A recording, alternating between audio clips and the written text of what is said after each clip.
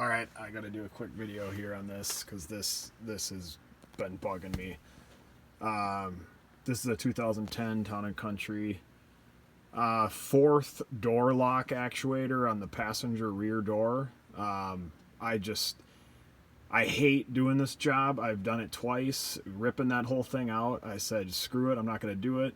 Well, then your car's not locked, so that's not a good solution. So I took it upon myself to relocate the door lock actuator, and it works. It works fine. I put the door panel on, it works fine. So you can see where the door lock actuator is now. It's easy access, and it's working fine. The old one is still in there. Said screw it, leave it in there, not gonna even deal with it. Help anybody else out here to tie into these wires, ones that go to the door lock actuator. I believe the light blue is unlock. It's tan and light blue for unlock, and then tan and dark blue. There you go, you can see it kind of there.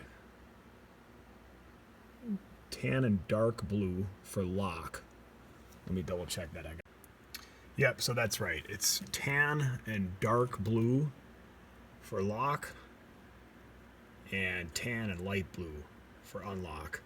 And then you'll need to grab a ground. I just grabbed a any black one. There's an orange wire going to the other connector. I didn't use it. I haven't figured out what it's for. It might be part of the CAN bus or something. I don't know.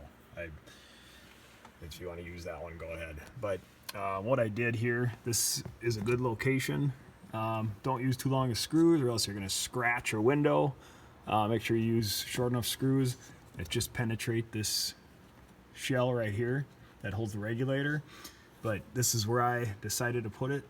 If you find something else that works better, good for you. As far as a connector, well, if you have a spare power supply from a computer laying around, these connectors fit in there perfect, nice and snug. It actually lines up with the pins on the actuator just right, and they go in this order. So the top red one there is part of the lock or unlock, and then the next one down is lock or unlock. I can't remember the order of that though, but that's not real hard to figure out. And then the ground is the bottom pin on the actuator, and I'm not using that orange one, like I said. And then what I found with this location is that the unlock position, it didn't quite want to finish the unlock position. So I had to add this spring in here, and the spring attaches to this pin right here, which was a guide for this rod. And then the spring goes through the arm of the actuator. And then the actuator just clips right on to the actual rod, the door lock rod. Yeah, it works great. I already tested it out. The panel fits fine. You can see it in action again here. I'm never taking this thing apart again. Last time I did it, something broke in there, and I had to fix that. I said, screw it. It's just such a pain. I don't know why Chrysler designed it this way, and this is the same design from 08 to 20 pretty much, because you got the 08 Caravans to the 20 Caravans, which I don't think they changed very much. This is a 10 on the Town & Countries. It applied to 08 to 16, I think. Voyagers, or I don't know what else they got out there, but stupid design. But this is how I'm gonna do it from now on, because these things are lasting less than 2 years.